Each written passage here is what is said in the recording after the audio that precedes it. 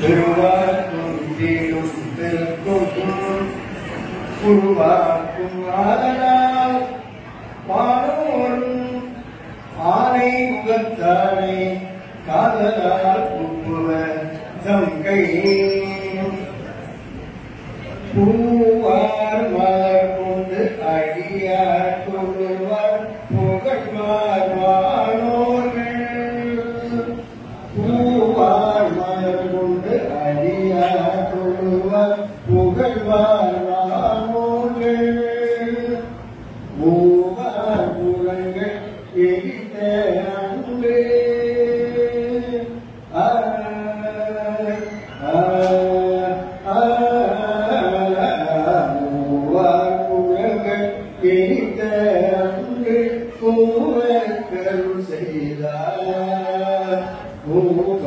கருள் செய்தார் தூமாமலின்று அதில விரும்பி தொகுவின் நிலையோடும் தூமாமலின்று அதில விரும்பி தொகுவின் நிலையோடும் ஆமாம் பிணை வந்து அடையும் சாரும்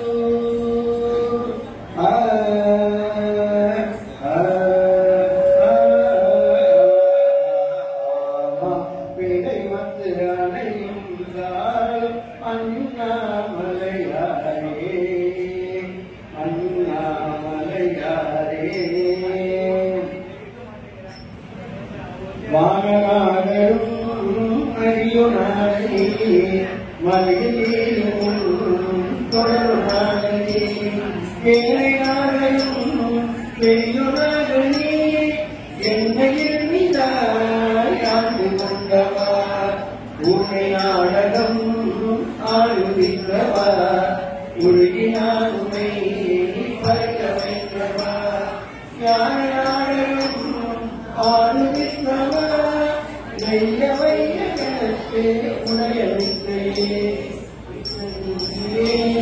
விளைவு செய்வாய் இன்னும் மன்னகம் மூழ்காய் கற்றுவாய் வஞ்சகப் பெரும் துளையவேடை கோயில் வாங்கினாய் பெரிய அன்பருக்கு உரியனாக்கினாய் தாமரத்ததோ நச்சுவாவரம் ஆயினும் கொல நானும் வந்தனே உடையனாகனே. திரு முத்தையா அவர்கள் இறைவனுக்கு பார்த்தார்.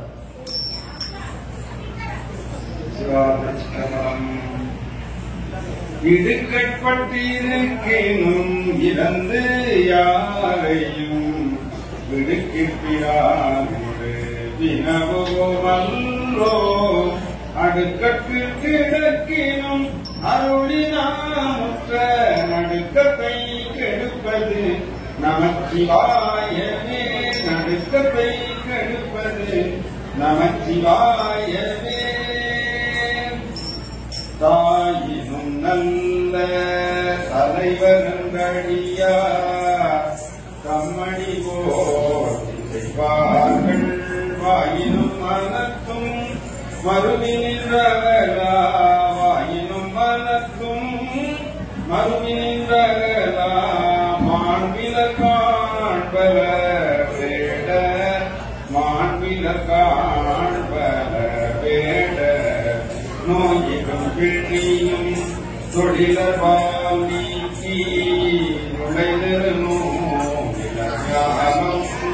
கோயிலும் சுனையும் கடலுடன் சூழ்ந்த கோயிலும் சுனையும் கடலுடன் சூழ்ந்த கோணமாமலை அமர்ந்தானே கோணமாமலை அமர்ந்தானே.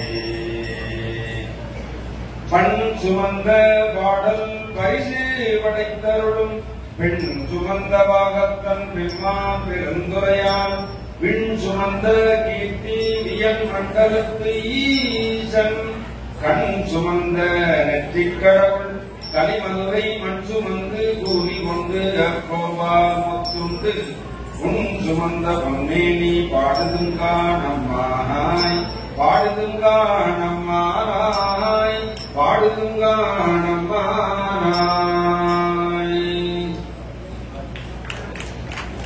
அடுத்து எங்கள் அமைப்பாளர் திரு அருணாச்சலம் துண்டிக்கெல்லாம் துணையாக இருக்கின்ற தொண்டர் துணைவர் திரு ஜெகநாதன் அவர்கள் வணக்கப்பாளர். திருச்சிற்றம்பலம். நமச்சிவாயவே ஞானம் கல்வியோ நமச்சிவாயவே நாடரீச்சையோ நமச்சிவாயவே ஆரவின்று ஏத்துமே நமச்சிவாயவே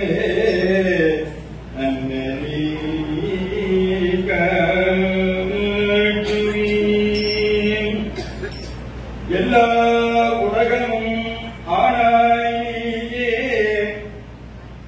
ஏகம்பம் மேலே இருந்தாய் நீயே நந்தாரை நன்மை அறிவாய் நீயே ஞானத்துடன் விளக்காய் நின்றாய் நீயே பொருளா வினைகள் அறுப்பாய் நீயே புகழ் சேவடி என் மேல் வைத்தாயே செல்வாய செல்வம் தருவாய் நீயே திருவையாறு அகலாத செம்பொஞ்சோதி செல்வாய செல்வம் தருவாய் நீயே திருவையாறு அகலாத செம்பொஞ்சோதி. சிவாதிச்சிற்றம்பலம்.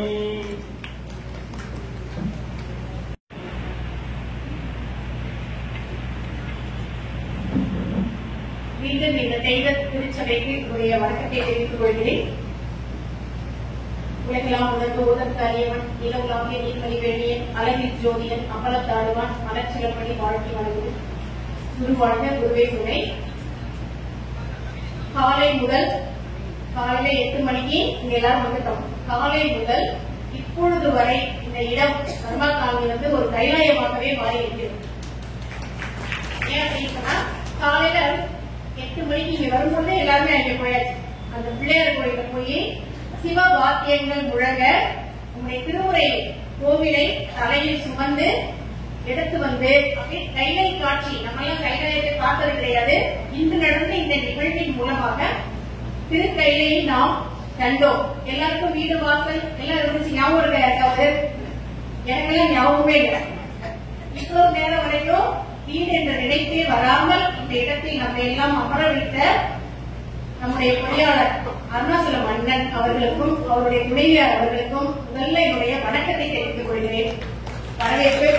ஏனென்றால் நம்ம எல்லாரும் இந்த இடத்துல கூட்டி அமர்த்தி இந்த திருவாசகம் முற்றோதலை மிகச் சிறப்பாக நடத்தி கொண்டிருக்கிறார்கள். ஒவ்வொரு மாதமும் நடக்கிறது என்றாலும் இது 101வது அப்படிங்கிறதுனால என்னுடைய சிறப்பு காலை முதல் இன்று வரை இடைவிடாமல் தொடர்ந்து நமக்கும் சலிப்பில்லாமல் கால் கீழே உட்கார்ந்து வீட்டில் உள்ள நேரம் நம்மளால உட்கார முடியுமா? காலையில இருந்து உட்கார்ந்து இருக்கோம். ஆனால் களைப்பு இல்லாமல் நம்ம எல்லாரும் அமைதியா உட்கார்ந்து கேட்டுட்டு இருக்கோம்னா அதுக்கெல்லாம் அந்த இறைவன் சிவபெருமானுடைய அருட்கருணை தான் காரணம். மாணிக்க வாசகருடைய திருவாசகத்தை கேட்பதற்கு இன்னும் தொடர்ந்து 3 நாள் அமர சொன்னால் கூட நாம் எல்லாம் அமருவோம். அந்த திருவாசகத்தினுடைய மகிமையே மகிமை. பாட்டமில்லா மாணிக்க வாசகர் நீ வாசகத்தை கேட்ட பொழுது அங்கிருந்த கீழ்பறவை ஜாதிகளும் வேட்டமுறும் பொல்லா விலங்கினமும் மெய்ஞான நாட்டமுறும் என இங்கு நானடைகள் ஏற்பன்றேன் அப்படின்னு பறவை ஜாதிகளும் விலங்கினங்களும் கூட திருவாசகத்தை கேட்டால் மெய் மறந்து தன்னுடைய இயல்பான குணங்களை தீர்த்து நல்லது செய்யுமா? அப்படி என்றால் நல்லது செய்வதற்காக படைக்கப்பட்ட நாம் எல்லாம் இன்னும் நம்முடைய உயர்வு எவ்வளவு பெரிதாக இருக்கும் என்று வள்ளலார் மாணிக்க வாசகருடைய சிறப்பை பாடியிருக்கிறார். வான்கலந்த மாணிக்க வாசகர் நீ வாசகத்தை நான் கலந்து பாடுங்கள் நற்கற்பன் சாத்திரிலே தேன் கலந்து பால் கலந்து செழுங்கனி தீ சுவை கலந்து ஊர் கலந்து உயிர் கலந்து ஒட்டாமல் இனிப்பது. இனிப்பு என்றால் தொடர்ந்து சாப்பிடும் பொழுது அது ஒட்டும், ஒரு நேரத்தில் அதன் மீது நமக்கு வெறுப்பு வரும். ஆனால் மாணிக்க வாசகருடைய திருவாசக தேவை நாம் தொடர்ந்து ருசித்துக் கொண்டு வந்தாலும் நமக்கு என்ன வராது, அதன் மீது ஒட்டாது, நமக்கு ஒட்டாமல் இனிக்கக்கூடியது. எப்படின்னா ஊன் உயிர் எல்லாம் இனிக்குமா. இனிப்பு சாப்பிட்டா நாட்டுல மட்டும்தான் நமக்கு சுவை தெரியும். ஆனால் திருவாசகம் படிக்கும் பொழுது காண்பதும் படிக்கும் தோறும் உள் எழுந்தெல்லாம் என்ன செய்கிறது, நெக்கு உருகும். அப்படிப்பட்டது திருவாசகத்திற்கு உருகாதா, உருவாசகத்திற்கும் உருகாதா. தன்னையும் கசிந்துருக செய்யக்கூடிய திருவாசக முற்றோரை மிக சிறப்பாக நடத்தி கொண்டு வருகிறார்கள். இது 101வது. இந்த திருநாவுக்கரசர் நற்பணி திருநாவுக்கரசர் இறைப்பணி மன்றம் இதற்கு பெயர். இந்த திருவாசகத்தை நடத்தி கொண்டிருக்கக்கூடிய இவங்க 970 முற்றோரைகளை முடித்திருக்கிறார்கள். 2007ஆம் ஆண்டு. இது சாதாரண விஷயமா இல்ல. நம்ம வீட்டுல ஒரு சின்னதா ஒரு விசேஷம் நடத்திட்டனாவே அது நடத்துறதுக்கு எவ்வளவு ஏற்பாடுகள், எவ்வளவு கஷ்டம் நம்ம எல்லாருக்கும் தெரியும். தொடர்ந்து அடியார்களை எல்லாம் வரவழைத்து மிகப்பெரிய ஒரு அளவுல நமக்கு செஞ்சுட்டு இருக்காங்க திருவாசக முற்றோரை. 101. இந்த சிவானந்த மகாலி இது 101வது திருவாசகம். மொத்தம் 960 திருவாசகங்கள் முற்றோர்கள் நடத்தியிருக்கிறார்கள்.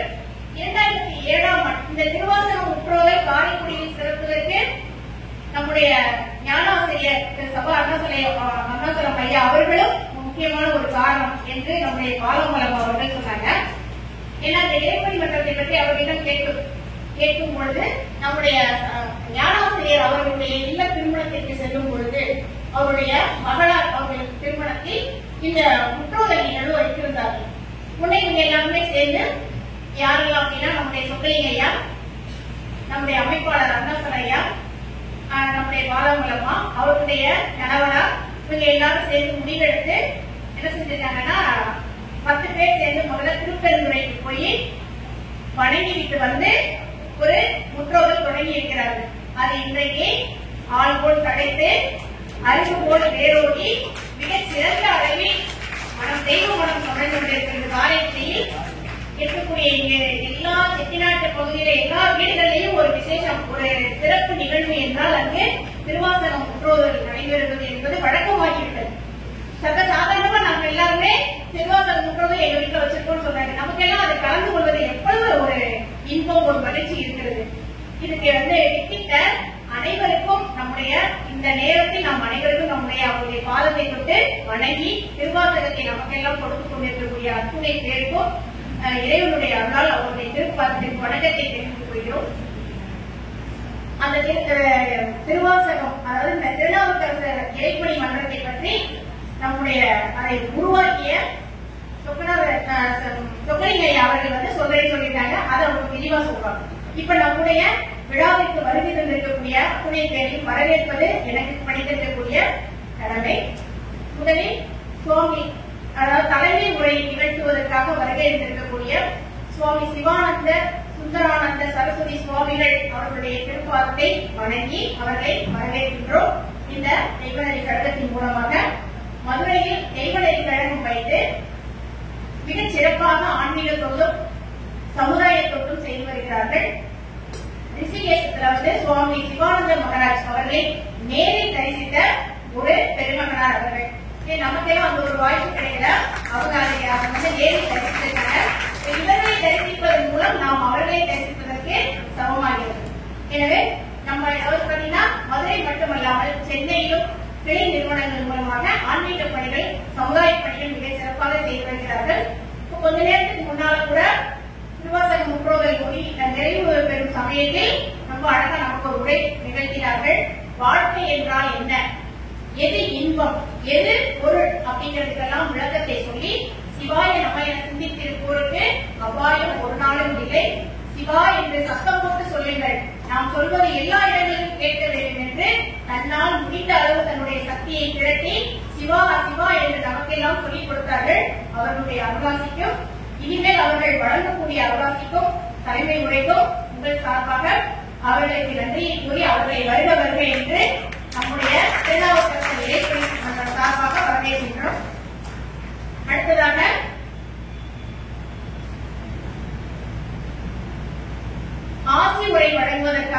வருகை வந்திருக்கக்கூடிய கோவிலூர் மடாதிபதி சீர்வளர்ச்சி நாராயண ஞானதேசிக சுவாமிகள் அவர்களை வரவேற்கின்றேன். இவர்களுக்கும் நான் இந்த இடத்தில் இவர்களை வரவேற்பது எனக்கு மிகவும் தகுதியான ஒன்றுதான் என்று நான் நினைக்கிறேன். ஏனென்றால் கிட்டத்தட்ட 22 ஆண்டுகளுக்கு முன்னாலேயே அவர்களுக்கு பிள்ளை போல மகளாக நான் அவர்களுக்கு இருந்திருக்கிறேன். அவர்கள் எனக்கு என்னுடைய பணியை எனக்கு அறிமுகப்படுத்தியவர் என்று சொன்னால் மிக இல்லை.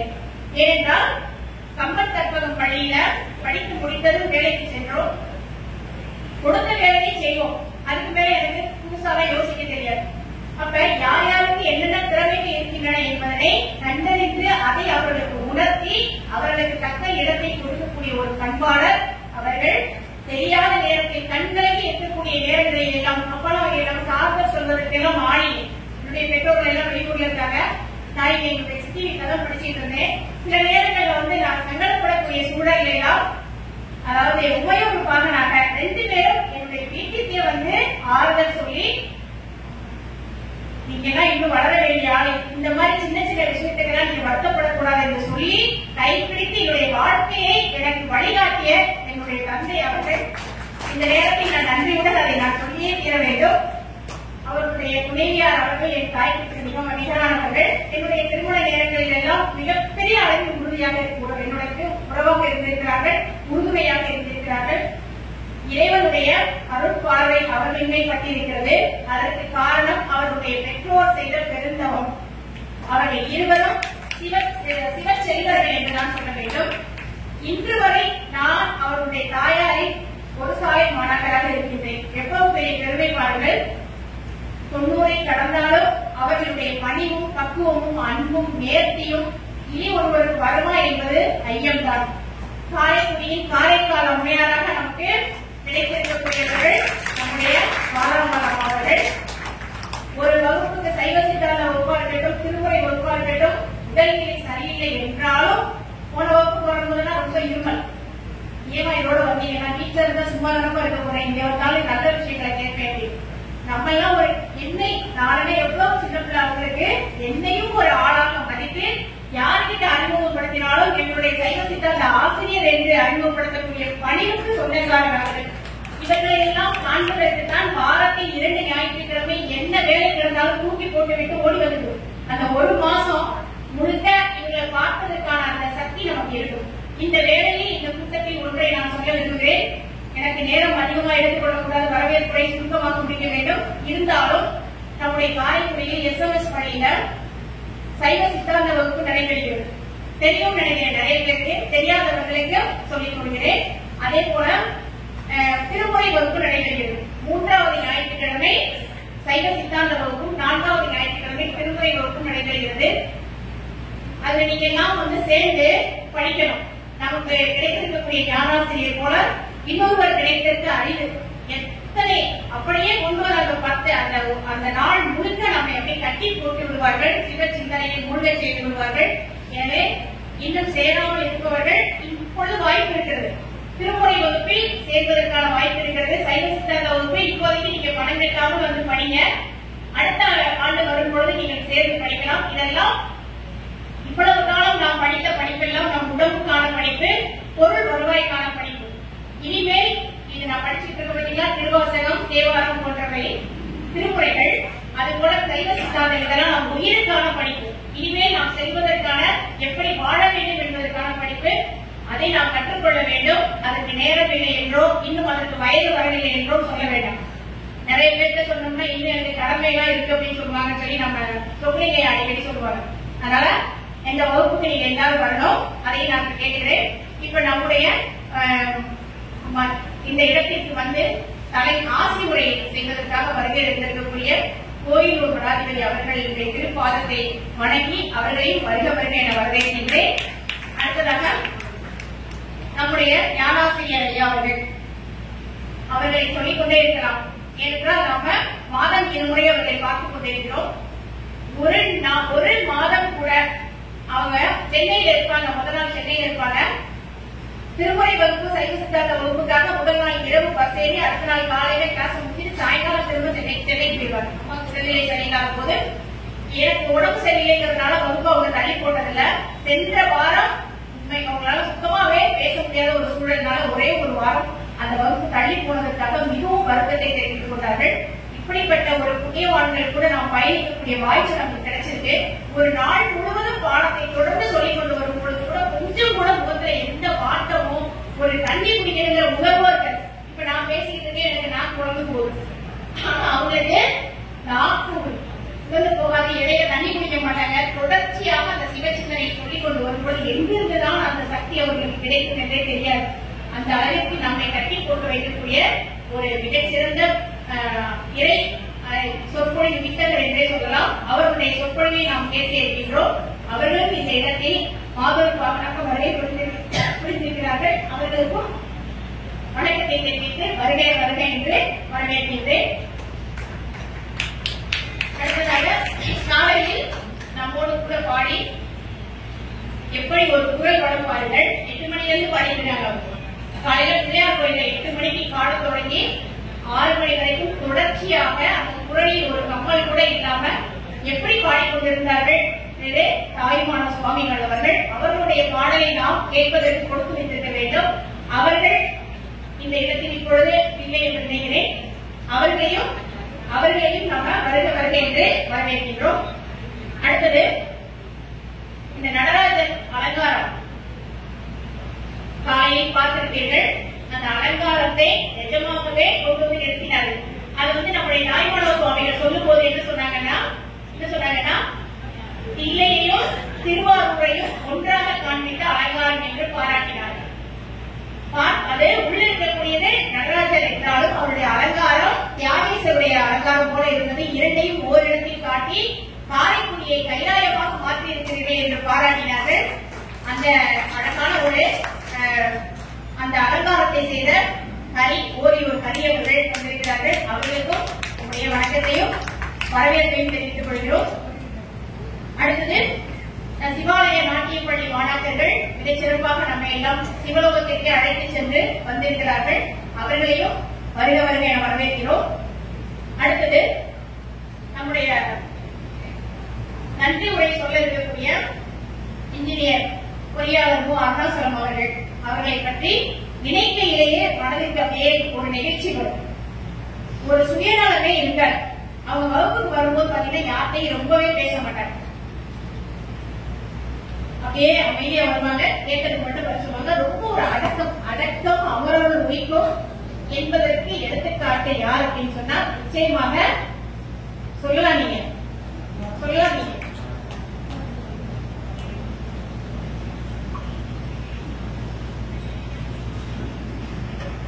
எல்லாருக்கும் நன்றாம் பணிதல் அவர்களும் செல்வத்தே செல்வம் தகைன்னு சொல்லியிருக்காங்க.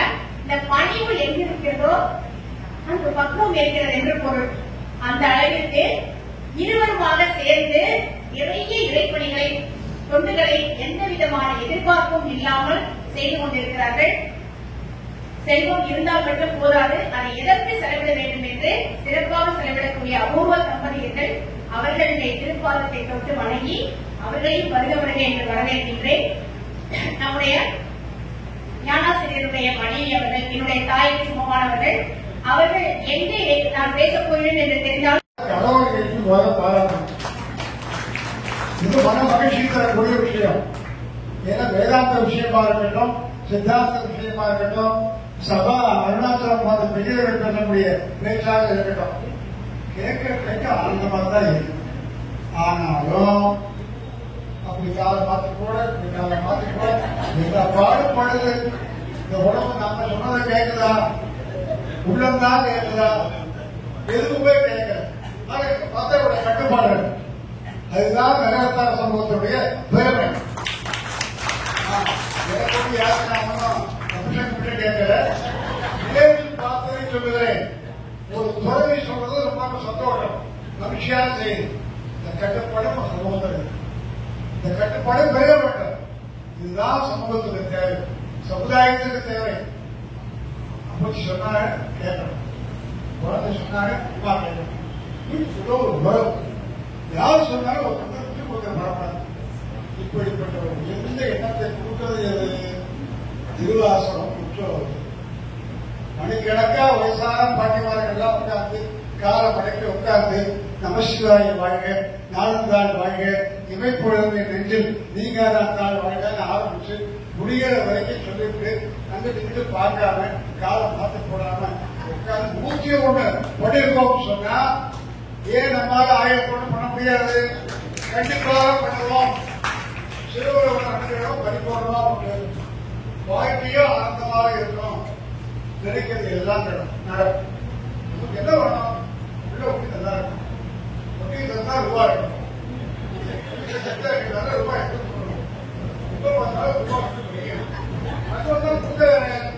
நமக்கு என்ன குறை? யாருக்காவது குறை இருக்கா? அந்த காலத்துல ஒன்றுமில்லாம சாப்பாடு கஷ்டப்பட்டோம். தொட்டாதான் கிடைக்குது, எங்க போனாலும் கிடைக்குது. முகத்துல மட்டும் சிரிப்பே தான். ஏன் சிரிப்பு இல்லையே தெரியும். யாரும் வட்டி கேட்கல, ரூபாயும் கேட்கல. பகவான் அடிக்கடி கொடுக்கிறார். அவன் ஆனந்தமாக இருக்கிறார். வேண்டுவார்க்கு வேண்டுவதை ஈவான் கண்டாய், வேண்டத்தக்கது அறிவுவராக இருக்கிறார், வேண்டும் போதும் தருவராக இருக்கிறார். இத்தனையும் வாங்கிட்டு எல்லாம் வாஸ்தவம் தான். அது அமைச்சு நிறைய போனாங்க. ஒரு மாசத்துல வந்தேன்னாங்க, வந்ததுன்னு சொல்லிட்டாங்க. ஒரு மாசம் ஆயிடுச்சு, நான் காணும்.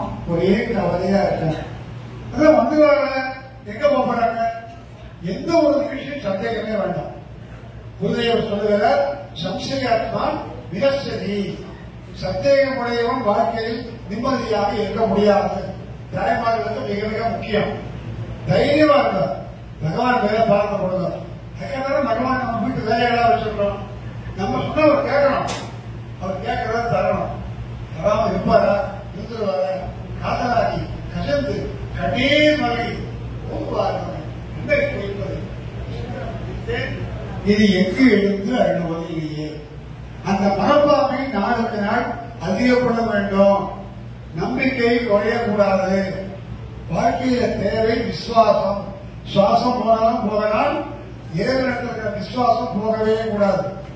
நாம கொடுத்து பகவான் கொடுக்கறதுன்னா பகவான் நமக்கு ஒன்றும் முதலாளி கிடையாது. முதலாளிதான் கொடுத்து நம்ம கேட்கறதுக்கு கமாண்டிங்ல அவர் கேட்கறதெல்லாம் கொடுக்கணும்னு நீதியே கிடையாது. ஆனா அவருக்கு எப்ப கொடுக்கணும் தெரியும், எதை கொடுக்கணும் தெரியும். எல்லாமே கொடுப்பார். அப்படி மனதை இறைவன் பாகம் திருப்பி நல்ல பூஜைகள் எல்லாம் செய்து சத்சங்கத்தில் ஈடுபட்டு வாழ்ந்தால் அதுக்கு உறுதுணையாக இருப்பது தொண்டு. எழுதி போட்டு தொண்டு செய்ய நம்முடைய கர்வமானது இல்லாம ஆயிடும். கோயில்களை கைகிற பண்ணுங்க, விளக்கேற்றி இருக்கிறோம். எல்லா விளக்கையும் தொடர்ச்சி எண்ணெய் விட்டு தீபத்தில் ஏற்றி ஒரு 10,000 எடுத்து லட்சத்தை எடுத்து தீபம் நம்ம ஏற்கும் போது இந்த மனசுங்கிறது எங்கேயாவது செயல்படுமா? மனசே இல்லை. தந்தது எந்தென்னை, கொண்டது உந்தன்னை, சங்கரா யார்களோ சொல்லு. எல்லாம் அவர் பேச வேண்டியது அவர் விஷயம் வேணும், நான் சொல்லக்கூடாது. இருந்தாலும் எனக்கு தெரியும் காமிக்கணும் இல்லை, அதுக்காக பேசுறதுக்கு ஒரு ஆர்வம். அப்ப தெய்வதையில வரக்கூடியவர்கள் தொண்டிலே வாழ்க்கையை ஆரம்பிச்சார், வாழ்க்கையே ஆனந்தமாக இருக்கும். அதனால்தான் சிவானந்த சுவாமி முதல்ல சொல்றார், serve serve serve serve the society, serve the poor, serve the sick. எந்த வகையிலையும் கர்வம் வேண்டாம். நான் கொடுக்கிறேன், நான் செய்கிறேன், எந்த எண்ணமும் வேண்டாம். எந்த வகையிலையும் எண்ணங்கள் இல்லாமல் இறைவன் தொட்டு செய்வதற்கு ஒரு கருவியாக நம்மை வைத்திருக்கிறான் என்ற உணர்வோடு நம்முடைய வாழ்க்கையை அமைத்துக் கொண்டால் நமக்கு என்ன கிடைக்கும்? ஆனந்தம், நிம்மதி, அமைதி எல்லாம் கிடைக்கும். அப்படிப்பட்ட சர்வ். சரி, சர்வ் பண்ணா சும்மா வருமா? நம்ம வீட்டு பிள்ளைகள் இருந்தாலும் வரும்போது வாடாக்கண்ண அப்படின்னு சொல்ல தோணும். அடுத்த வீட்டு பையன் வந்து தாண்டி மேல உட்காந்து வச்சுட்டேன், என்ன மேல வந்து உட்காந்து அப்படின்னு கோபம் வரத்தானே செய்யுது. அதே பேர உட்கார்ந்தா கோபம் வருதா? நம்ம வீட்டுல உட்கார்ந்தா கோபம் வருதா? மனசை மாத்திக்கணும். அந்த குழந்தையும் நம்ம குழந்தை, எல்லா குழந்தையும் நம்ம குழந்தை, எல்லாரையும் அன்பா பழகுவோம், எல்லாரையும் ஒரே மாதிரி நேசிப்போம் அப்படின்னு கொஞ்சம் அன்பு வந்துச்சுன்னா செருப்படுறதுக்குள்ள மதிப்பு நமக்கு கிடைக்கும். உண்மையாக இறைவன் நம்மை பார்த்து அனுகிரகிக்கிறார். சரி, ரெண்டும் பண்ணியாச்சு. வீட்டில் ஒரு சட்டு நிறைய அல்வா பண்ணியிருக்கோம். நாமளாவே சாப்பிட முடியுமா? நினைச்சு பாருங்க. சுகர் வந்துடும், கொலஸ்ட்ரால் வந்துடும், அப்புறம் டாக்டர்கிட்ட போனோம். எல்லா பணமும் ஃபீஸ் எல்லாம் அவருக்கு தான் போகும். அப்போ எல்லாரையும் கூப்பிட்டு சிவாய நமன்னு சொல்லி பிரசாதத்தை பண்ணணும். அதுக்கு பேர் தான் சத்சங்கம். எல்லாரையும் கூப்பிட்டு பகவானுக்கு நைவேத்தியம் பண்ணி அதை எல்லா குழந்தைகளுக்கு கொடுத்து நம்ம வீட்டு குழந்தைக்கு கொடுத்து அதை பார்த்து ஆனந்தப்படக்கூடிய உயர்ந்த எண்ணம் உருவாக இருக்கிறதே, அதுக்கு தான் சத்சங்கம். சர், லவ், கிவ், இந்த மூணையும் பண்ணினா மனம் தூய்மையாகும். மனம் தூய்மையாச்சுன்னா அதுக்கு மேல என்ன பண்ணணும்? ஏற்கனவே சொன்ன மனமது சிலையானால் மந்திரம் உத வேண்டாம். மந்திரம் உத வேண்டாம் நினைக்கிற மாதிரி சொல்லி தப்பா நினைச்சிடாதீங்க. நான் அப்படி சொல்லல. படிக்க மேல போகிற பொழுது அதுவும் நாமும் ஒன்னாயிடும். வேற்றுமை இல்லாத ஒரு அந்த மக்கள். அப்படி லவ், கிவ், அதற்கு பிறகு பியூரிஃபை. பியூரிஃபை தூய்மை. அது பிரணாமம். இதுக்கப்புறம் உட்காருங்க. இந்த உலகமே தெரியாது, பக்கத்தில் யார் இருக்கான்னு தெரியாது, வீட்டில் யார் இருக்கான்னு தெரியாது, மணி அடிக்கிறது தெரியாது. பகவான் உத்தரவு தான் ஞாபகம். இறைவா எல்லாரையும் காப்பாற்று, இறைவா இந்த உலகத்தை காப்பாற்று, இறைவா எல்லாருக்கும் எல்லாம் கிடைக்கணும், இறைவா எல்லோரும் மனுஷன் நிம்மதியாக இருக்கட்டும் அப்படின்னு பிரார்த்தனை பண்ற எண்ணம் நமக்கு வந்தது. குருதேவர் சொல்கிறார், sir, love, give, purify, meditate. இதுக்கப்புறம் தான் மெடிடேஷன். தியானத்தில் உட்கார்ந்தா எவன் பாக்கியம் கொடுக்கணும், எந்த வட்டி பாக்கி இருக்கு அப்படின்னு சிந்தனை வந்ததுன்னா தியானம் ரெண்டு பேரும். அந்த தியானம் தூய்மையா இருக்கிறவனா இத்தனையும் பண்ணும் பொழுது நல்ல மனதை பகவான் நமக்கு அருள்வாங்க. அதுதான் குருதேவர் 6 வார்த்தையில பெரிய வேதாந்த பாடங்களை தான் உள்ள வச்சு நமக்கு எல்லாரும் புரிகிற அளவுக்கு உலக மக்கள் அனைவருக்கும் செய்தியை கொடுத்திருக்கிறார். Sir, love, give, purify, meditate. அதுக்கப்புறம் ரியலைஸ். கொஞ்சம் யோசனை பண்ணி பாருங்க, நாம எங்க இருந்தோம், எங்க இருக்கோம், என்ன பண்ணி கொண்டிருக்கிறோம். ஒண்ணுமில்லாம இந்த உலகத்துக்கு வந்தோம். இன்னைக்கு வீடு இருக்கு, மனை இருக்கு, மக்கள் இருக்கிறாங்க, சொத்து இருக்கு, சுகம் இருக்கு, எல்லாம் இருக்கு. ஆனா ஆனந்தமாக இருக்கிறோமா, நிம்மதியாக இருக்கிறோமா அப்படின்னு நம்ம நாமே கேள்வி கேட்டுக்கொண்டு பார்த்தால் குருதேவர் சொல்லுகிறார், தன்னை மற கடவுளை நினை. குருதேவர் எப்ப பார்த்தாலும் நினைச்சுட்டு சாப்பாடு போடும்போது பகவானாவை சொல்லிட்டு சமைக்கிறோம்.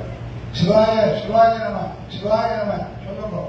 ஹரே ராமா ஹரே ராமா ராம ராமா ஹரே ஹரே ஹரே கிருஷ்ணா ஹரே கிருஷ்ணா கிருஷ்ண கிருஷ்ணா ஹரே ஹரே.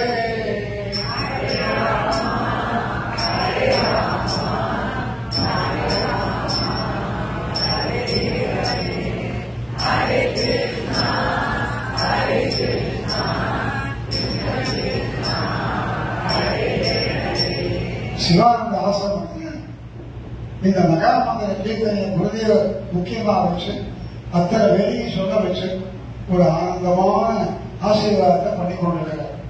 அப்படி மகாமந்திர கீர்த்தனையா இருந்தாலும் சரி, ஓம் நம சிவாயா இருந்தாலும் சரி, இறைவனுடைய எந்த நாமத்தையும் நாம பாராயணம்னு இப்ப புத்தகம் போட்டுட்டார் நம்ம அருணாச்சலம். நாம பாராயணம் தன்னை மறந்து நாமத்தை சொல்லுங்க. யாரு வேணாலும் சொல்லலாம். இதுல பணக்காரன் ஏழை கிடையாது, படிச்சவா படிக்காதவா கிடையாது, இன்னும் ஜாதி கிடையாது. யாரு வேணாலும் பகவான் நாம சொல்லலாம். அப்படி சொல்லிக்கொண்டே இருந்தால் எல்லா விதமான பெயர்களும் நமக்கு கிடைக்கும். அனைவரும் ஆனந்தமாக வாழலாம், எல்லோருக்கும் எல்லாம் கிடைக்கும் என்பதை உத்தரவாதத்தை சொல்லி ஒரே ஒரு நாமத்தை சொல்லி எல்லோரும் சேர்ந்து சொல்லி நிறைவு செய்கிறேன். அடுத்து நம்முடைய கோவிலூர் ஆதினத்தினுடைய அறுவடையை கேட்கிறோம். அதற்கு அடுத்ததாக சபா அருணாச்சலம் அவர்கள் அவருக்கே உரித்தான பாணிய ஞானாசிரியர் என்ற முறையில் நல்ல கருத்துக்களை தர இருக்கிறார் என்பதை சொல்லி நாம் எல்லாரும் சேர்ந்து என்னுடைய விருப்பத்துக்கு இணங்க இந்த ஹால் நம்ம ஹால் சிவானந்த ஹால் தைரியமா நாம சொல்லலாம். எல்லாரும் சேர்ந்து சொல்ல வேண்டும் அன்போடு வேண்டிக் கொண்டு நாம் சொல்லுவோம். ஓம் நம சிவாய ஓம் நம சிவாய ஓம் நம சிவாய ஓம் நம சிவாய. இந்த பக்கம் சத்தமே வரும். ஓம் நம சிவாய ஓம் நம சிவாய ஓம் நம சிவாய ஓம் நம சிவாய ஓம் நம சிவாய ஓம் நம சிவாய ஓம் நம சிவாய ஓம் நம சிவாய ஓம் நம சிவாய ஓம் நம சிவாய ஓம் நம சிவாய ஓம் நம சிவாய. சிவ சிவ சிவ சிவ சிவாய நமோ. சிவ சிவ சிவ சிவ சிவாய நமோ. சிவ சிவ சிவ சிவ சிவாய நமோ. சிவ சிவ சிவ சிவ சிவாய நமோ. ஹர ஹர ஹர ஹராய நமோ.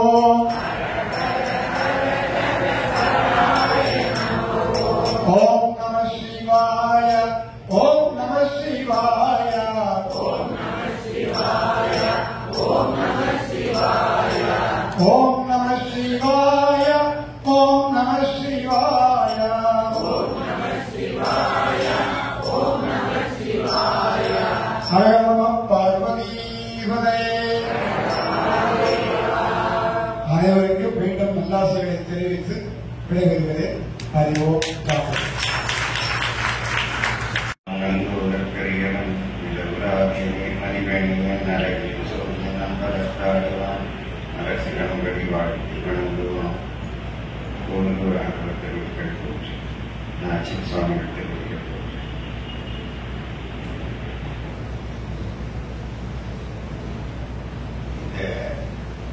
நிகழ்ச்சியிலே நான் கலந்து கொள்வது என்னில் நிகழ்ச்சியிலே கலந்து கொள்வதற்கு சமமானது.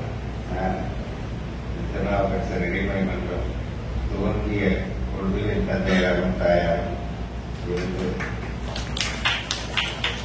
எத்தனையோ முன்னோர்கள் எங்கள் இல்லத்தில் நடந்திருக்கிறது. ஆனால் நான் அதில் கலந்து கொண்டவர்கள். நான் மனத்திற்கு வரும் வரை என் தொழில் மட்டுமே பார்த்துக் கொண்டிருந்தேன். மனத்திற்கு வந்த பின்னாலே நாம் எதை இழந்திருக்கிறோம் என்பது எனக்கு தெரிந்தது. அதனாலே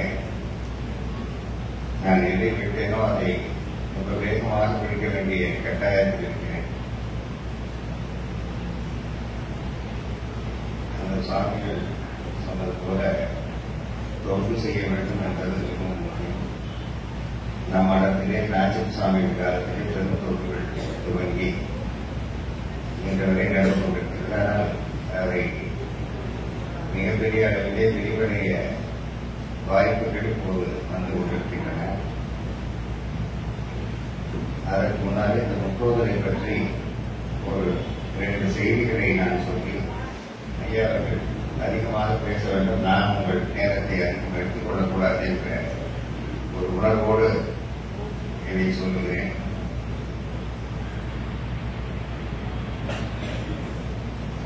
இலங்கை ஜெயராஜ் அவர்களே சென்ற ஆண்டு அவர்களும் நான் சோசோனியாவின் 80வது வயது நிறைவு விழாவிலே திருவாசக விழா என்று நடத்தினார்கள். அதில் 2 பேரும் ஒன்றாக கலந்து கொண்டோம். அப்போது அவர்கள் முற்றோதலை பற்றி ஒரு செய்தி சொன்னார்கள். அவர்கள் செய்கின்ற முற்றோதல் என்ன என்றால், ஒரு நாளைக்கு ஒரு பதிகம் படிப்பது, தினசரி ஒரு பதிகம் படிப்பது. அவர்களுக்கு இலங்கை கம்மன் கழகம் கட்ட வேண்டும் என்பதற்கு ஒரு இடம் வேண்டும். அந்த இடம் எங்கெங்கோ பார்த்தார்கள், ஒன்றும் கிடைக்கவில்லை. ஒரு நாள் ஏதோ ஒரு முடிவு, நாம் திருவாசகம் முற்றோதல் செய்தால் நமக்கு இறைவன் அந்த இடத்தை கொண்டு வருவான் என்ற ஒரு நம்பிக்கை. ஆகவே தினசரி ஒரு பதிகம் படிக்க ஆரம்பித்து அச்சோபதிகம் வந்துவிட்டார்கள். அச்சோபதிகம் படிக்கும் வரை அது எந்த இடமும் கிடைக்கிற மாதிரி தெரியவில்லை. அன்றைக்கு அவருடைய உணர்வு என்ன சொல்கிறார்கள் என்றால், நமக்கு எதுவும் இடம் கிடைக்கவில்லை என்றால் நமக்கு திருவாசகத்தின் மீது நம்பிக்கை போயிடுமோ என்ற அச்சம் எனக்கு இருந்தது அப்படின்னு சொல்லி அந்த அச்சோபதியத்தை மிகவும் மெதுவாக படித்திருக்கிறார். இயல்பாக படிக்கின்ற வேகத்தை விட மிகவும் மெதுவாக படித்து அதை அவர்கள் பூர்த்தி பண்ணுகின்ற நேரத்திலே வீட்டில் அந்த அழைப்புமை அடித்து நல்ல கோவிலிருந்து உங்களுக்கு ஒரு இடம் கொடுப்பதற்கு தயாராக இருக்கிறார்கள். 2 இடம் இருக்கிறது, நீங்கள் போய் எந்த இடம் வேண்டுமோ அதை எடுத்துக் கொள்ளுங்கள் என்று சொன்னார்கள். அப்படி அந்த நம்பிக்கை எனக்கு மிகவும் அழுத்தமான நம்பிக்கை. அந்த நம்பிக்கையை விட அவர்கள் சுவாமிகள் சொன்னது போல கடவுள் மேல் உள்ள நம்பிக்கை, விசுவாசம் கொஞ்சம் கூட குறையாமல் ஒரு கோபுணத்தோடு கடவுளை அணுகினால் நமக்கு வேண்டியது கிடைக்கும். நமக்கு வேண்டியது என்றால் எனக்கு நான் டயபெட்டிக்காக இருக்கிறேன் என்று வைத்துக் கொள்வோம். எனக்கு ஐஸ்கிரீம் வேண்டும் என்றால் அதை கொடுக்க மாட்டேன். வேண்டத்தக்கதை அறிவை நமக்கு என்ன வேணுங்கிறது அதுக்கு தெரியும். அதை அரைகுறையாக கொடுக்க மாட்டார். நமக்கு 100 வேணும்னா 5 கொடுத்துட்டு 95 நம்மளை காத்திருக்க வைக்க மாட்டார். வேண்ட முழுதும் தருவாய். அந்த நம்பிக்கை, அந்த விசுவாசம் நமக்கு இருந்தால் எல்லா காரியமும் நடைபெறும் என்பதற்கு நான் இந்த மடத்துக்கு வந்து 1 வருடம் 3 மாதம் ஆகிறது. இந்த 14-15 மாதங்களிலே நடைபெறுகின்ற எல்லா நிகழ்வுகளும் எனக்கு அதை உறுதிப்படுத்திக் கொண்டே இருக்கிறது. ஒவ்வொரு நாளும் ஒரு உறுதி கிடைக்கிறது. முதலிலே நாம் நடராஜர் கோவில் 14 வருடங்களாக கட்டிக் கொண்டிருந்தோம். அது எப்போது பூர்த்தியாகும் என்று தெரியாத நிலையிலே இருந்தோம். எல்லாரும் சொல்வார்கள், நாம் அதோடு கும்பாபிஷேகம் பண்ணியிருக்கோம். நான் ஒன்றும் பண்ணல. நான் சிதம்பரத்துக்கு போய் சிதம்பரத்தில் வீசுவரிடம் தேதி கேட்டேன். அவர் ஒரு தேதி கொடுத்தார். அந்த தேதியிலிருந்து எனக்கு 105 நாட்களுக்குள் கும்பாபிஷேகம் நடத்த வேண்டும். அதான் அவர் கொடுத்த தேதியிலிருந்து 105 நாட்கள் கும்பாபிஷேகம். அதுக்கப்புறம் தான் நான் கோயிலுக்குள்ள போய் இறக்கிறோம். என்ன வேலை பாக்கி இருக்கிறது என்று தெரிகிறது. சாத்தியமே இல்லை. 105 நாட்களுக்குள் அந்த வேலையை செய்வதற்கு சாத்தியமே இல்லை. ஆனால் ஏதோ நமக்கு சிதம்பரத்திலே நடராஜர் இந்த கோவிலை நான் தேதி நடத்து என்று சொல்லிவிட்டார். அவர் நடத்தி கொள்வார். நாம் முயற்சி தான் செய்ய வேண்டும் என்று சாதாரணமாக நாம் வீடு கட்டுவதானால் என்னென்ன செய்வோமோ அதை போல ஒரு 10 பங்கு வேலை செய்வோம். 7 பேரை கான்ட்ராக்டராக கொடுப்போம். ஒவ்வொரு வேலையும் பிரித்து கொடுப்போம். ஒவ்வொரு ஆளுக்கும் என்னென்ன உதவி வேணுமோ அதெல்லாம் நாம் செய்வோம். இதெல்லாம் நாம் மனித முயற்சிகள். ஆனால் ஒவ்வொரு நிலையிலும் எங்களுக்கு தடை, அந்த தடை நீங்கிறது எல்லாமே அன்றைக்கு தெரியும். ஆக 105 நாள் நாம் கும்பாபிஷேகத்திற்கு 1 வாரம் முன்னாலே நமது சிற்றவை கொச்சவை கோபுரங்கள் பூர்த்தியாகவில்லை. நம்மிடம் 12 பேர் வேலை செய்கிறார்கள். பூர்த்தியாக மாதிரி தெரியவில்லை. நான் நம்ம சபைக்கு சொன்னேன், ஒரு 17 பேர் 20 பேர் செஞ்சா முடிச்சிடலாமா? 5 நாள் 6 நாள் இருக்கும்போது கூடுதலாக ஆரம்பித்தார்கள். கோபுரம் முடிந்தது, தூண் வேலைகள் முடிந்தது, எல்லா சுதை வேலைகளும் முடிந்தன. நாம் பெண்களுக்கு அப்புறமாக அடிப்போமா என்று நினைத்து கொடுத்தோம். அதுவும் முடிந்தது. ஆக 105 நாட்களில் அந்த கோவில் கும்பாபிஷேகம் நடைபெற்றது என்பது எங்களுக்கு இருந்த விசுவாசத்தின் உறுதி. அதற்கு பின்னாடி ஒரே ஒரு நிகழ்ச்சியை மட்டும் நான் சொல்ல வேண்டியது, இந்த மனதிற்கு ஏற்பட்ட ஒரு பெரிய ஒரு பெயர். அதை விட முக்கியம் நமது உறுதி. நான் பட்டத்துக்கு வந்த உடனே காசிக்கு ஒரு இன்டர்நேஷனல் கான்ஃபரன்ஸ் அதுக்காக என்ன நடத்திருந்தாங்க. போய் பேசணும். பேசும்போது அங்கே நம்ம காசி சத்திரத்திலிருந்து அன்னச்சத்திரம் கோவில் நிர்வாகத்தில் உள்ள அன்னச்சத்திரத்தை நம்ம நாட்டுக்கோட்டை நகர சத்திரம் நிர்வாகித்து வந்தார். அந்த எண்ணிக்கை ஒரு 500-600 பேருக்கு தினசரி சாப்பாடு நடக்கிறது. அதை கொஞ்சம் விரிவுபடுத்த வேண்டும் என்று இருக்கிறோம். 1300-2000 பேர் என்று சொன்னார்கள். அப்ப நான் காசி சத்திர நிர்வாகிகளிடம் சொன்னேன், நம்ம இதை நீங்க அங்கேருந்து நடக்கிறது சாத்தியம் இல்லை. நம்ம நாளைக்கு அந்த சட்ட சிக்கல் இருக்கு. அதனால தனியாக ஒரு ட்ரஸ்ட் வைங்க, நாங்களும் என்ன செய்யறோம்னு சொன்னேன். அவங்க சரி கேட்டாங்க, ஒன்றும் செய்யலை. நான் காசுக்கு போயிருந்த போது அந்த தலைமை நிர்வாகியை சாதாரணமாக சந்திப்போம். அப்ப நான் ஒரு புது ட்ரஸ்ட் காசி சத்திர நிர்வாகிகள் நான் சொன்ன ஒரு நிமிஷம் கூட யோசிக்கல. அவங்க தலைவர் நாராயணன் உடனே நீங்க செய்திகளை பண்ணுங்கன்னு சொல்லிட்டாங்க. அதுக்கப்புறமா கோயிலில் போய் ப்ரொபோசல் கொடுத்தோம். அந்த தலைமை நிர்வாகி கிட்ட நான் என்ன சொன்னேன், நீங்க நான் சொன்னதுக்காக எடுத்துக்காதீங்க, எங்களுடைய சென்னையில் நாங்கள் நடத்துகிற கிச்சனை நீங்க பாருங்க. அதுக்கப்புறம் உங்களுக்கு நாங்கள் என்ன செய்ய போகிறோம் என்பது தெரியும். எவ்வளவு வேறுபட்ட ஒரு உணவை நாங்கள் அது ஒரு ஏதோ பொது காரியமாக ஏதோ சாதம் கழிச்சு போட்டோம் என்ற நிலைமை இருக்காது. நீங்க 2000, 5000, 50,000 தான் இன்னைக்குனா நீங்க பாருங்கள் என்று சொன்னோம். அதெல்லாம் வர முடியும். ஒரு 3 மாதம் கழித்து ஒரு நாள் வந்தேன். பார்த்துட்டு இது மாதிரி நான் ஒரு விஷயம் எங்கேயுமே பார்த்துருக்கேன். நான் அட்சய பாத்திரா பார்த்தேன், திருப்பதி பார்த்தேன், எதுவுமே இந்த மாதிரி இல்லை. அதனால நீங்களே வந்து பண்ணிருக்கேன் அப்படின்னு என்கிட்ட சென்னையில சொல்லிட்டேன். நாளைக்கு உங்களுக்கு என்ன நிகழ்ச்சின்னு கேட்டேன். இதெல்லாம் நம்ம நல்லா மனசுல வச்சுக்கணும். நாளைக்கு நான் பாண்டிச்சேரி போறதா இருக்கேன். குடும்பத்தோட போய் அந்த கடற்கரை அந்த மாதிரி விஷயங்கள்லாம் நான் பார்க்கணும். காசியில கடற்கரை இல்லைனாங்க, அதெல்லாம் எங்களுக்கு பார்க்க வாய்ப்பு இல்லைங்க. நான் சொன்னேன், நானும் பாண்டிச்சேரிக்கு நாளைக்கு போறேன். ஆனால் நான் போறது இருக்குன்னா அம்பலத்தரையார் வளத்தில் திருவாசகம் மூல 7 இருக்கிறதாக சொல்றாங்க. அந்த சுவாமி கிட்ட அனுமதி வாங்கியிருக்கேன். நீங்க வாங்க, நான் காமிக்கிறேன். பக்கத்துல இருந்து பார்க்க முடியாது, ஆனா அந்த பேடையில இருந்து பார்க்கலாம்னு சொல்லியிருக்கேன். நான் போறேன், நீங்களும் வரதெல்லாம் வாங்க. அவருக்கு ரொம்ப ஆச்சரியம். அப்படின்னா இருக்கா, திருவாசகத்தை பற்றி நான் கேள்விப்பட்டிருக்கேன், இந்த மாதிரி மூல 7 இருக்கிறதெல்லாம் எனக்கு தெரியாது. நான் வரேன். 2 பேரும் அந்த திருவாசக மூல 7 அருகில் போய் அந்த பேடையை இருக்கிறத பார்த்தோம். பின்னாலே அவர் போனார். போன உடனே என்ன காசிக்குள்ள சொன்னாரு, ஒரு பெரிய காசியில் உள்ள மிகச்சிறந்த அங்கே உள்ள பிவிஐபிஸ் எல்லாரையும் கூப்பிட்டு ஒரு விழா நடக்கிறார். ஒரு 67 பேர்.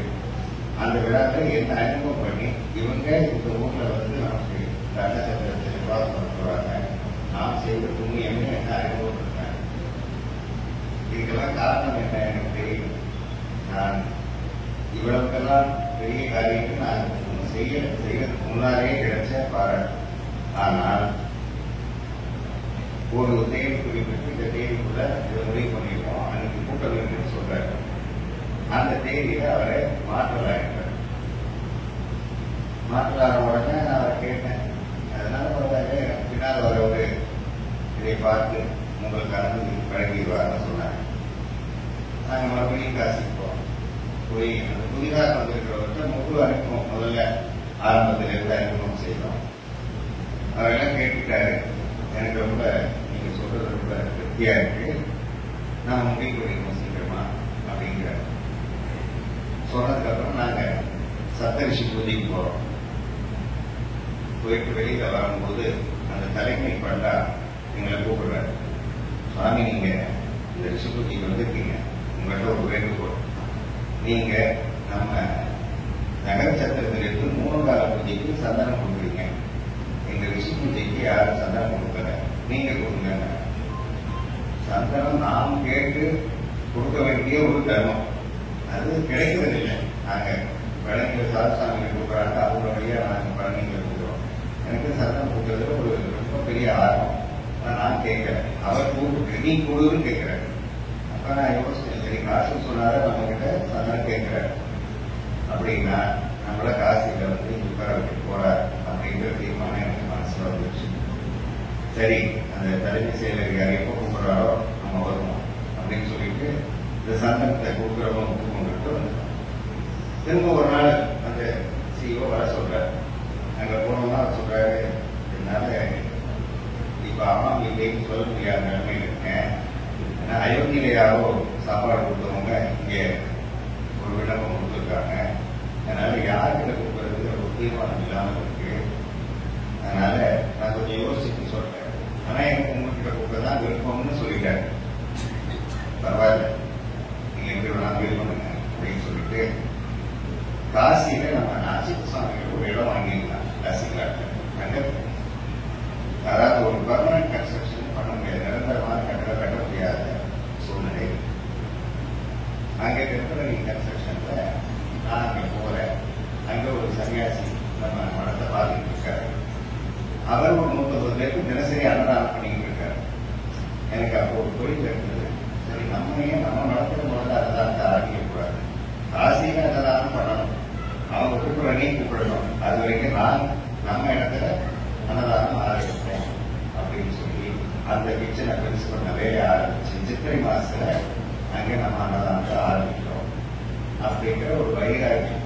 நீங்க எப்ப கூப்பிடுறீங்களோ கூப்பிடுங்க, நாங்க எப்படியா அன்னதானத்தை ஆரம்பிக்கிறோம் அப்படின்னு நான் விஸ்வநாதத்துக்கு சேலஞ்ச் பண்ற மாதிரி என் மனசுக்கு நீங்க எப்ப கூப்பிடுறீங்களோ கூப்பிடுங்க, அது வரைக்கும் நான் பண்றேன் அப்படின்னு ஆரம்பிச்சேன். இப்படி இருக்கு. 2 மாசம் ஆச்சு, ஒரு 3 மாசம் கிட்டத்தட்ட. ஒரு நாள் நான் எங்க குழுக்குள்ள நான் பேசுறேன், இன்னும் கூப்பிடல, சரி பரவாயில்ல, நம்ம கூப்பிட்டு கேட்க வேண்டாம், நம்ம நடத்தபடி நடத்தணும், அவங்க எப்ப கூப்பிடுறாங்க கூப்பிடணும் அப்படின்னு காலையில் சொல்றேன். மத்தியானம் எனக்கு அவர் போன் பண்றாரு, எல்லாமே ரொம்ப மகிழ்ச்சியான செய்தி, எனக்கு வாய்மொழியாக உங்களை அனுமதிச்சு ஆர்டர் வந்துருச்சு, அதனால நீங்க வேலையை ஆரம்பிக்கலாம். நான் சொன்னேன், நான் உங்ககிட்ட என்ன சொன்னேன், காசியில உங்க பெயரால அந்த ஆர்டரை நான் வாங்கணும், அதனால நான் காசிக்கு வரேன், வாங்கிக்கிறேன். இது எனக்கு பொறுத்த வரைக்கும் நம்மளுடைய வைராக்கியத்தினுடைய பயன். நீங்க கூப்பிட்டீங்களா இல்லையான்னு நம்ம நின்று குடிக்கணும். நாம கொடுக்கல என்ன வருத்தப்படுறது இல்லை, நாம எப்படியே அந்த பண்றோங்கிற வைராக்கியத்தோடு இருந்தா இது நடக்குங்கிறதுக்கு நம்ம இப்ப நடக்கிற ஒரு எடுத்துக்காட்டு. இந்த வைராக்கியம் உங்க எல்லாருக்குமே இருக்கும். என்ன நடுவில் அதோட சேர்ந்து ஒரு வருத்தம் செய்யும், நமக்கு நடக்கும் நடக்காதோ, என்ன இன்னும் நம்ம என்ன பண்ணலாமா அப்படி. நான் சில விஷயங்கள் நம்ம இலங்கை செயலாளர் நம்ம திருநெல்வேலி பத்திரிகை அது நீங்க அவசியமா எல்லாரும் படிக்கணும். யாருக்கெல்லாம் வரலையோ அவங்கெல்லாம் அவங்களுடைய போன் நம்பரை இங்க நம்ம இன்ஜினியர் அவங்கள கொடுத்தீங்கன்னா அவங்களுக்கெல்லாம் அனுப்பிச்சு வைக்கிறோம். அது ரொம்ப முக்கியமான 2 விஷயம் பண்ணிட்டு இருக்கோம். மிச்ச கட்டுரைகள் வருது, அதெல்லாம் நீங்க படிங்க, அது உங்க விஷயம். முக்கியமான 2 விஷயம் பண்றோம், அதை மட்டும் சொல்லிட்டு நான் விடைபெறுவேன். அதுல இப்ப பயிற்சி பேழையும் ஒன்று ஆரம்பிச்சிருக்கோம், ஒலிப்பேழையும் ஏற்கனவே இருக்கு. ஒலிப்பேழைங்கிறது 3 கேள்வி, ஒவ்வொரு மாசத்துக்கு 3 கேள்வி கேட்கணும். அது ஒரு கொஞ்சம் ஆழமான கேள்வி.